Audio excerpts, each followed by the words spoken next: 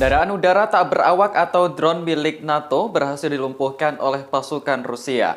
Peristiwa terjadi saat drone tersebut mencoba melakukan pengintaian di atas Laut Hitam dan mendekati pantai Crimea.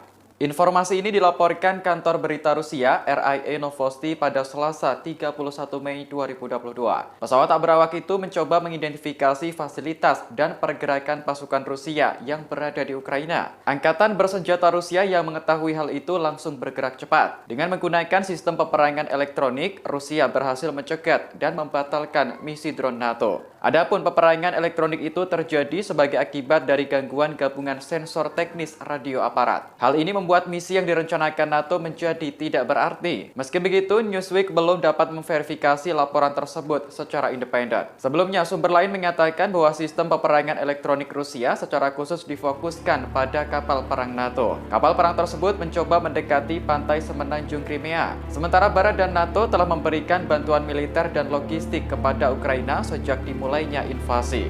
Namun mereka mengklaim bahwa tidak campur tangan dalam konflik tersebut.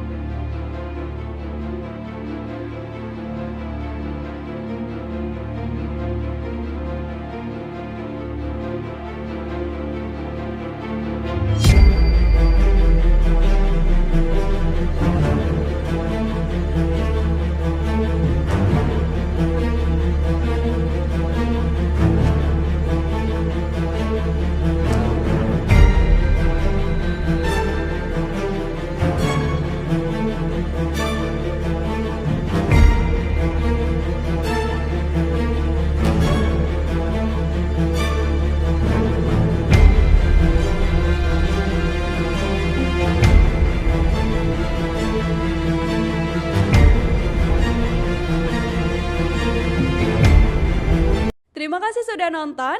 Jangan lupa like, subscribe, dan share ya.